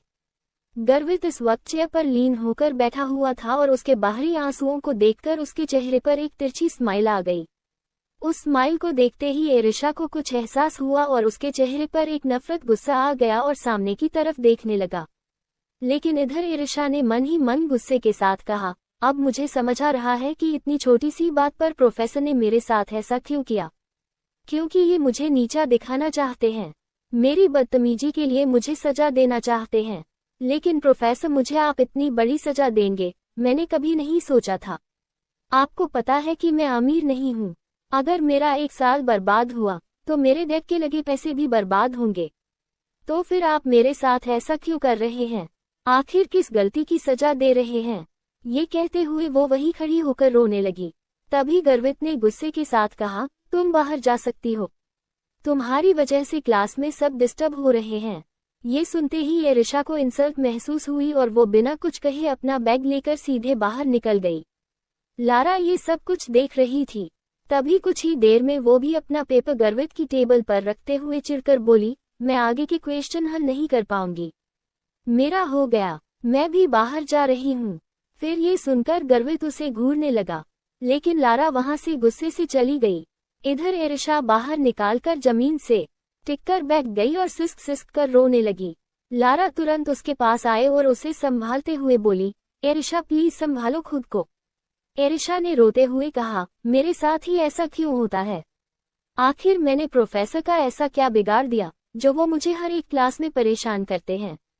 क्लास तो क्लास, वो बाहर भी मुझे परेशान करते हैं। मैं सच में बहुत ज्यादा फ्रस्ट्रेटेड हो गई हूँ। लारा मुझे कुछ समझ नहीं आ रहा कि मैं क्या करूँ। ये सुनकर लारा ने गुस्से के साथ कहा, बस बहुत हो गया, अगर तुम इस तरह से अब सहती रहोगी तो वो तुम्हें परेशान करते रहेंगे। आई थिंक तुम्हें अब प्रिंसिपल से शिकायत करनी चाहिए, उनसे बताना चाहिए कि प्रोफेसर होकर वो तुम्हें हैरेस कर रहे हैं और तुम्हें उन पर हरेसमेंट का केस भी करना चाहिए। ये सुनते ही एरिशा की आंखें बड़ी हो गई और वो तुरंत बोली, व्हाट? हरेसमेंट का केस? ये तुम क्या कह रही हो? इसके जवाब में लारा ने कहा, हाँ बिल्कुल, वो प्रोफेसर होकर तुम्हारे साथ ऐसी हरकतें कर रहे हैं। तो इससे तुम्हें हैरेसमेंट का केस करना चाहिए और तुम एक लड़की हो। तुम्हारी बात ज्यादा सुनी जाएगी और इन सब में मैं तुम्हारे साथ हूँ। मेरे डैड बहुत अच्छे लॉयर को जानते हैं, वो भी तुम्हें सपोर्ट करेंगे। कुछ वक्त के लिए थोड़ी प्रॉब्लम होगी, लेकिन जिंदगी भर के लिए तुम्हें राहत मिल जाएगी और ऐसे सनकी पागल प्रोफेसर से छुट्टी मिल जाएगी। उसकी ये बात सुनकर अब एरिशा को कुछ डर लगने लगा और उसने हिचकिचाते हुए कहा, पर अगर ये सब कुछ हमारे अगेंस्ट हो गया तो फिर तो मेरे डैड को पता चल जाएगा और उन्होंने बहुत मुश्किल से बड़े से कॉलेज में मेरा एडमिशन करवाया है। उसकी बात सुनकर अपना सर ना में हिलाते हुए लारा ने कहा, तुम्हें इतना सोचने की जरूरत नहीं है, मैं हूं ना, आप चलो मेरे साथ प्रिंसिपल ऑफिस। ये कहकर उसने एरिशा के हाथ को पकड़ा और उसे लेकर प्रिंसिपल ऑफिस की तरफ बढ़ गई और एरिशा ने भी अब गहरी सांस ली और उसके साथ वहां चली गई। कुछ ही देर में वो प्रिंसिपल ऑफिस के अंदर आई। प्रिंसिपल उस वक्त एक प्यून से बात कर रहे थे और प्यून के जाने के बाद उन्होंने लारा और एरिशा को देखकर कहा, यस कहिए क्या काम है आपको मुझसे। एरिशा ने डायरेक्ट कहा, हमें प्रोफेसर गर्वित की शिकायत करनी है। ये सुनते ही प्रिंसिपल जिसके चेहरे पर स्माइल थी, वो स्माइल गायब हो गई और वो दूसरे ही पल बोले, क्या? कौन सी शिकायत? क्या कह रही हो? क्या किया उन्होंने? इसके जवाब में लारा ने कहा, वो एरिशा को हैरेस करते हैं। हम उन पर हरेसमेंट का केस करना चाहते हैं और उसमें आपको हमारा साथ देना पड़ेगा। ये सुनते ही प्रिंसिपल एक पल के लिए शॉक हो गए। तभी उन्होंने लारा से कहा, एरिशा क्या सच में तुम्हारे साथ ऐसा होता है? इसके जवाब में एरिशा ने अपना सर हाँ में हिलाया, जिसके बाद फिर वो लारा से बोले, लारा तुम यहाँ से जाओ, मुझे एरिशा से कुछ बात करनी है। लारा ने ना समझी में कहा, क्यों? आपको जो बात करनी है मेरे सामने कीजिए, मैं इसकी दोस्त हूँ और मैं ही इसे यहाँ पर लेकर आई हूँ। प्रिंसिपल ने गुस्से के साथ कहा, मैंने कहा ना यहाँ से जाओ, मुझे सिर्फ एरिशा से बात करनी है, क्योंकि विक्टिम ये है, तुम नहीं। ये सुनकर फिर एरिशा ने लारा को आंखों से इशारा किया, तो लारा ने धीरे से कहा, घबराने की जरूरत नहीं है, मैं बाहर ही। इसके जवाब में एरिशा ने अपना सर हिलाया। लारा वहां से प्रिंसिपल को घूरते हुए चली गई। इधर उसके जाने के बाद प्रिंसिपल एरिशा को ऊपर से नीचे तक देखकर बोले, प्रोफेसर गर्वित ने क्या किया तुम्हारे साथ? मुझे सब कुछ बताओ। ये सुनकर एरिशा की आंखों में आंसू आ गए। उसने बताना शुरू किया, वो हमेशा मुझे परेशान करते रहते हैं। क्लास में कितने सारे स्टूडेंट हैं, लेकिन हमेशा उनकी नज़र सिर्फ मुझ पर ही रहती है और आज तो उन्होंने मुझे क्लास से ही बाहर कर दिया। उन्होंने कहा कि मैं आने वाले एग्जाम्स भी नहीं दे पाऊंगी, मेरा एक साल पूरा बर्बाद जाएगा, मेरे डैडी के 80,000 वेस्ट जाएंगे और उनके इरादे भी मुझे गंदे लगते हैं। वो मुझे बहुत गंदी नज़रों से देखते हैं, मुझे उनकी वो नज़रें बिल्कुल पसंद नहीं है। ये सारी बातें सुनकर प्रिंसिपल ने गहरी सांस लेकर कहा, मैं कुछ करता हूँ। ये सुनते ही एरिशा की आंखों में चमक आ गई और उसने तुरंत कहा, thank you so much principal, सच में आप बहुत अच्छे इंसान हैं। एट लीस्ट आपने मेरी प्रॉब्लम सुनी भी और समझी भी, और आप एक्शन भी लेने जा रहे हैं। मैं चाहती हूँ कि जल्द से जल्द आप ऐसे प्रोफेसर को इस कॉलेज से ही बाहर निकाल दीजिए। इसके जवाब में प्रिंसिपल ने अपना सर हिलाया और फिर उन्होंने प्यून से कुछ कहा। एरिशा वहीं पर बैठ गई और प्रिंसिपल को देखने लगी। लगभग 5 मिनट बाद केबिन का दरवाजा खुला, जिसे सुनकर एरिशा ने देखा गर्वित अंदर की तरफ आ रहा था। गर्वित को देखकर एरिशा की पकड़ चेयर पर कस गई। वही प्रिंसिपल ने गर्वित को देखते ही गुस्से के साथ कहा, प्रोफेसर गर्वित ये क्या कर रहे हैं आप हमारे कॉलेज की स्टूडेंट के साथ? प्रिंसिपल के ऐसा कहते ही एरिशा को हिम्मत मिली और वो भी गुस्से से गर्वित को देखने लगी। वही गर्वित एरिशा की तरफ कदम बढ़ाकर बोला, लेकिन मैंने क्या किया प्रिंसिपल? इसके जवाब में प्रिंसिपल ने गुस्से के साथ कहा, मिस एर्था कह रही है कि आपने उन्हें हैरेस किया है। गर्वित के चेहरे पर एक तिरछी स्माइल आ गई और एरिशा ने तुरंत कहा, हाँ प्रिंसिपल, इन्होंने मेरे साथ गलत किया है, आप प्लीज इन्हें अभी के अभी यहाँ से बाहर निकाल दीजिए। ये कहकर वो प्रिंसिपल को देखने लगी, लेकिन तभी अचानक से प्रिंसिपल जिसके चेहरे पर गुस्सा था, वो एक हंसी में बदल गई और वो हंसने लगा।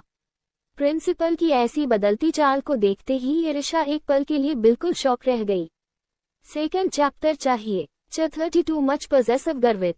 अब आगे। ये सारी बातें सुनकर प्रिंसिपल ने गहरी सांस लेकर कहा, मैं कुछ करता हूँ। ये सुनते ही एरिशा की आंखों में चमक आ गई और उसने तुरंत कहा, thank you so much principal. सच में आप बहुत अच्छे इंसान हैं। एट लीस्ट आपने मेरी प्रॉब्लम सुनी भी और समझी भी और आप एक्शन भी लेने जा रहे हैं। मैं चाहती हूँ कि जल्द से जल्द आप ऐसे प्रोफेसर को इस कॉलेज से ही बाहर निकाल दीजिए। इसके जवाब में प्रिंसिपल ने अपना सर हिलाया और फिर उन्होंने प्यून से कुछ कहा। एरिशा वहीं पर बैठ गई और प्रिंसिपल को देखने लगी। लगभग 5 मिनट बाद केबिन का दरवाजा खुला, जिसे सुनकर एरिशा ने देखा गर्वित अंदर की तरफ आ रहा था। गर्वित को देखकर एरिशा की पकड़ चेयर पर कस गई। वही प्रिंसिपल ने गर्वित को देखते ही गुस्से के साथ कहा, प्रोफेसर गर्वित, ये क्या कर रहे हैं आप हमारे कॉलेज की स्टूडेंट के साथ? प्रिंसिपल के ऐसा कहते ही एरिशा को हिम्मत मिली और वो भी गुस्से से गर्वित को देखने लगी। वही गर्वित एरिशा की तरफ कदम बढ़ाकर बोला, लेकिन मैंने क्या किया प्रिंसिपल? इसके जवाब में प्रिंसिपल ने गुस्से के साथ कहा, मिस एरिशा कह रही है कि आपने उन्हें हैरेस किया है।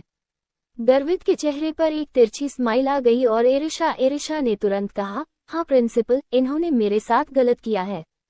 आप प्लीज इन्हें अभी के अभी यहाँ से बाहर निकाल दीजिए। ये कहकर वो प्रिंसिपल को देखने लगी, लेकिन तभी अचानक से प्रिंसिपल, जिसके चेहरे पर गुस्सा था, वो एक हंसी में बदल गई और वो हंसने लगा। प्रिंसिपल की ऐसी बदलती चाल को देखते ही एरिशा एक पल के लिए बिल्कुल शॉक रह गई। एरिशा को एक पल के लिए वहाँ क्या हो रहा था कुछ समझ ही नहीं आया। लेकिन तभी प्रिंसिपल ने हंसते हुए गर्वित से कहा, मिस्टर रावत, आपने मुझे पहले क्यों नहीं बताया कि आपको इस लड़की में दिलचस्पी है? अगर आपने मुझे पहले बताया होता तो मैं इसे पर्सनली आपके पास भेज देता। ये कहकर प्रिंसिपल फिर से हंसने लगे। एरिशा की तो आंखें शौक से बड़ी हो गई। वो तुरंत घबराकर अपनी जगह से उठते हुए बोली, प्रिंसिपल सर, ये आप क्या कह रहे हैं? आप होश में तो हैं? आपने तो कहा था कि आप प्रोफेसर को यहाँ से निकाल देंगे, उन्हें सजा देंगे और उनके खिलाफ एक्शन लेंगे, लेकिन आप तो यहाँ पर। तभी प्रिंसिपल ने गुस्से के साथ कहा, तुम्हें क्या लगता है मैं मिस्टर गर्वित रावत के खिलाफ जाऊंगा? तुम्हें पता भी है, अगर उनका बस चले तो ये पूरे कॉलेज को खरीद सकते हैं। मेरी क्या ही औकात है उनके आगे, और तुम कह रही हो कि मैं उन्हें इस कॉलेज से बाहर निकाल दूं। तुम्हें बहुत बड़ी गलतफहमी हुई है मिस्टर गर्वित को लेकर। तुम इनसे अब माफी मांगो और ये मैटर यहीं पर रफा दफा करो। ये सुनते ही एरिशा अब गुस्से से कांपने लगी और वो अपने हाथों की मुट्ठियां बनाते हुए बोली, सबके सब धोखेबाज है। मुझे नहीं पता था कि इस कॉलेज के प्रिंसिपल ऐसे निकलेंगे। आपको तो इस तरह से डिफरेंस करना ही नहीं चाहिए। बेशक से ये कितने भी अमीर क्यों ना हो, लेकिन आपको अपने स्टूडेंट की बात सुनाई चाहिए, समझनी चाहिए। अगर मैं परेशान हूँ तो आपको मेरी परेशानी का हल निकालना चाहिए, ना कि इस तरह से प्रोफेसर के आगे पीछे घूमना चाहिए। प्रिंसिपल, आपने ये ठीक नहीं किया। मैं आपके खिलाफ पुलिस में कंप्लेंट करूंगी।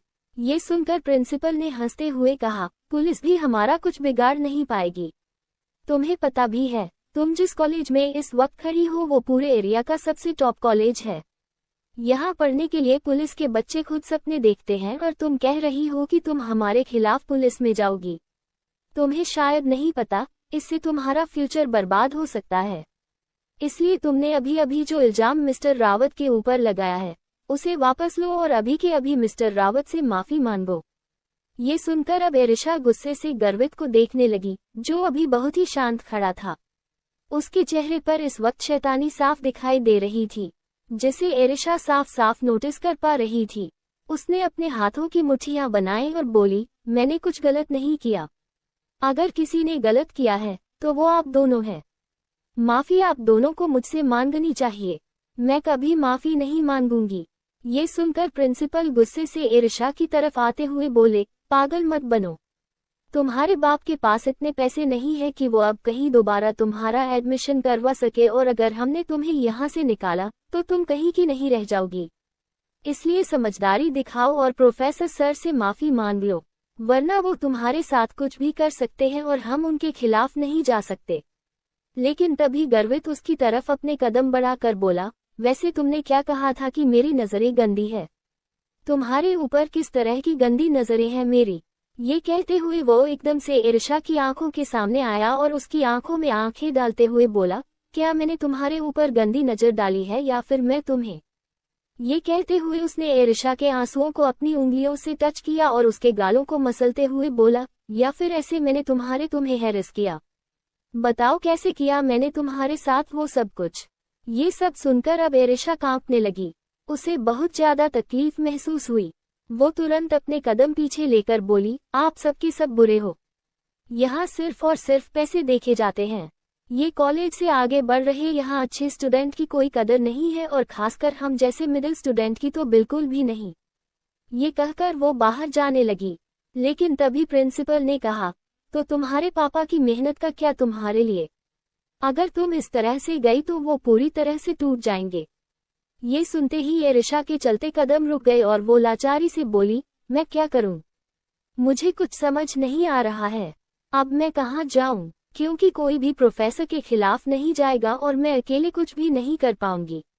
ये कहते हुए वो रोने लगी, लेकिन तभी गर्वित उसके करीब आया और उसकी आंखों में ध्यान से देखते हुए बोला, ये सच है कि इस दुनिया में कोई भी मेरे खिलाफ नहीं जाएगा, लेकिन इकलौता मैं ही हूँ जो खुद के खिलाफ जा सकता है। इसलिए अगर तुम मेरी बात मानती हो तो आई प्रॉमिस मैं कभी तुम्हें परेशान नहीं करूंगा।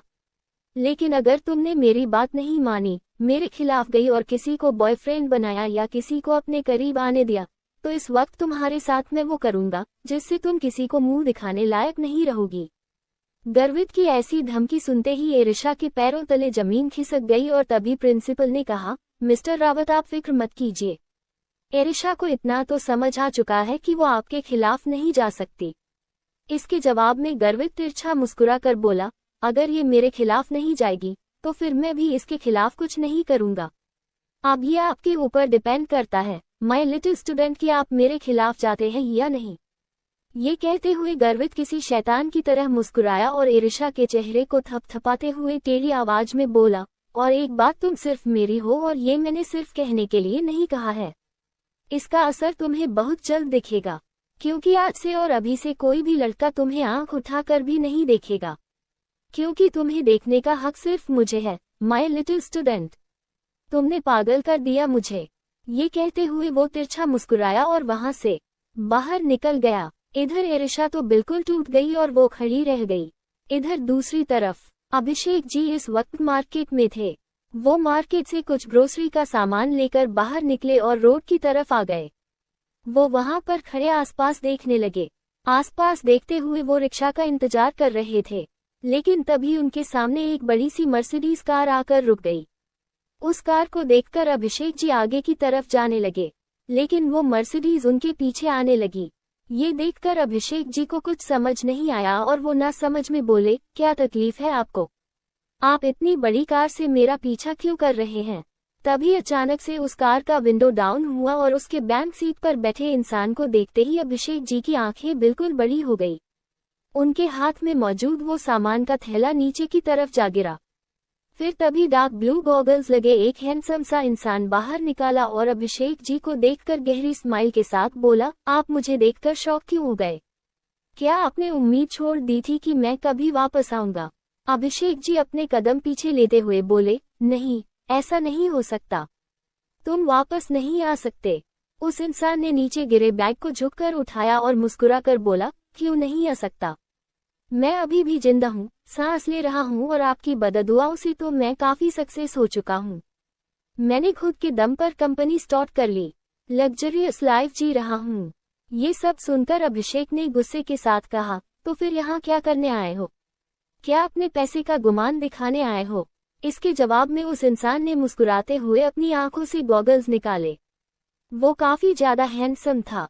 वो अभिषेक जी को कुछ पल तक देखते रहने के बाद मुस्कुरा कर बोला, नहीं, मैं यहाँ पर आपको कोई घमंड दिखाने नहीं आया हूँ, बल्कि मैं तो यहाँ आपको ये बताने के लिए आया हूँ कि अब मैं वापस आ चुका हूँ। ये कहते हुए वो इंसान किसी शैतान की तरह जोर जोर से हंसने लगा। अभिषेक जी के चेहरे पर पसीने आ गए और वो थोड़ा डर कर बोले, अभिमान तुम यहाँ क्या करने आए हो? सच सच बताओ, तुम यहाँ किस मकसद से वापस आए हो, वो भी पूरे 10 सालों बाद? तभी अभिमान हंसते हुए रुका और अभिषेक जी की आंखों में आंखें डालते हुए बोला, अपना बदला लेने वापस आया हूँ और यहाँ बहुत सारे ऐसे मकसद हैं जो मैं पूरा करने आया हूँ। ये कहते हुए वो उस बैग को कार में रखने लगा, लेकिन तभी अभिषेक जी गुस्से से अपना बैग लेते हुए बोले, चले जाओ यहाँ से, हमको तुम्हारी कोई जरूरत नहीं है, हम तो तुम्हें भूल चुके हैं। ये सुनकर अभिमान अब बहुत ही ठंडी आवाज में बोला, लेकिन अभी तक मैं आपको नहीं भूला हूँ। मुझे आज भी आप याद हैं, और वो जो आपकी छोटी सी बेटी थी वो भी मुझे याद है, और अब तो वो बड़ी हो गई होगी ना, और काफी खूबसूरत भी, बिल्कुल आंटी की तरह। उसकी ये बात सुनते ही अभिषेक जी गुस्से के साथ चिल्लाते हुए बोले, अभिमान जुबान संभाल कर बात करो, वो तुम्हारी चचेरी बहन है, तुम्हें कुछ तो होश में आकर ये सारी बातें कहानी चाहिए। ये सुनते ही अभिमान के चेहरे पर भी गुस्सा आ गया, और उसने गुस्से से अभिषेक जी को देखते हुए कहा, क्या आपने कभी मुझसे कोई रिश्ता निभाया है जो मैं उससे अपना रिश्ता निभाऊं? मैंने तो बचपन में उसे कितना प्यार किया था, लेकिन आपने जो मेरे साथ किया वो मैं कभी भूल नहीं सकता। लेकिन मैं यहाँ पर आपके लिए वापस नहीं आया हूँ, मैं अपनी इस चचेरी बहन के लिए वापस आया हूँ। मैंने उससे वादा किया था कि मैं एक दिन उसके पास जरूर आऊंगा, और अब मैं उससे बिना मिले नहीं जाऊंगा। चलिए, मैं आपके साथ घर चल रहा हूँ। ये कहकर उसने अभिषेक जी के हाथ से बैग ले लिया और उसे लेकर कार में बैठ गया। वहीं अभिषेक जी ये सारी बातें सुनते हुए उसे बस हैरानी के साथ देखते रह गए। इधर क्लासेज खत्म हो गई थी। इस वक्त एरिशा चुपचाप रोड पर चल रही थी। उसके फोन पर एक मैसेज आया। मैसेज लारा का था, जिसमें लिखा था कि उसके डैड की तबीयत खराब हो गई, इसलिए वो घर चली गई। जिसे देखकर एरिशा ने फिर अपना फोन बंद कर दिया और फिर शांति से चुपचाप चलने लगी। लेकिन तभी उसके पास एक और कार आकर रुक गई। उस कार को देखकर एरिशा के भाव बदल गए। उसने बिना उस तरफ देखे फिर से कदम आगे बढ़ा दिए, लेकिन वो कार फिर से उसके पास आई। एरिशा फिर से रुक गई और गुस्से से बोली, प्रोफेसर क्या चाहिए आपको मुझसे? आप जा क्यों नहीं रहे हैं? इस तरह मेरा पीछा क्यों कर रहे हैं? इसके जवाब में गर्वित कार से बाहर निकला और तिरछा मुस्कुरा कर बोला, शायद तुम मुझसे कुछ ज्यादा ही नाराज हो गई। वेल, कोई बात नहीं, चलो मैं तुम्हें एक लॉन्ग ड्राइव देता हूँ। ये कहकर उसने उसके हाथ को पकड़ा और उसे कार में लेकर जाने लगा। ये देखते ही एरिशा की आंखें बड़ी हो गई। वो तुरंत आसपास देखकर बोली, प्रोफेसर अभी सभी स्टूडेंट यहाँ पर है, वो इस तरह आपको देखेंगे तो क्या सोचेंगे? प्लीज मेरा हाथ छोड़िए, आप मुझे ऐसे नहीं लेकर जा सकते। लेकिन गर्वित उसे घूरते हुए बोला, आई कैन डू एवरीथिंग, जो मुझे चाहिए मैं वो खा लेता हूँ, और जो मुझे करना होता है वो मैं जरूर करता हूँ। मुझे किसी का डर नहीं है, तुम चुपचाप मेरे साथ कार में बैठो। इसी के साथ वो एरिशा को लेकर कार में बैठ गया। कार वहां से दूसरे ही पर चली गई। लेकिन कोई था जो एरिशा और गर्वित की फोटोज को क्लिक कर रहा था, और किसी के पास उसने उसे सेंड भी कर दिया। कुछ ही देर में कार सीधे उसके घर के बाहर आकर रुकी। एरिशा बिना गर्वित से कुछ भी बोले तुरंत कार से बाहर निकली और अंदर की तरफ चली गई। इधर गर्वित उसे ऐसे जाते देख तिरछा मुस्कुराया और उसके पीछे पीछे अंदर की तरफ बढ़ गया। एरिशा गेट पर पहुंची और उसकी नजर हॉल में गई, लेकिन हॉल पर नजर जाते ही अभिमान को देखकर एरिशा की आंखें बिल्कुल बड़ी हो गई, और वही अभिमान जो सोफे पर बैठकर कॉफी पी रहा था उसकी भी नजर एरिशा पर गई। एरिशा को देखकर उसके चेहरे पर एक गहरी स्माइल आ गई। वो अपनी जगह से खड़ा हुआ और अपने दोनों हाथों को फैला दिया। एरिशा बहुत ही खुशी के साथ दौड़ते हुए सीधे अभिमान के पास आए और अभिमान के सीने से लग गई। अभिमान ने भी उसे कसकर अपनी बाहों में भर लिया, लेकिन पीछे से आ रहे गर्वित ने जैसे ही एरिशा को अभिमान की बाहों में देखा, उसके एक्सप्रेशंस पूरी तरह काले पड़ गए और हाथों की मुट्ठियां कसकर बंद हो गई। क्या होगा अब आगे? क्या करेगा अब गर्वित? आखिर कौन है अभिमान?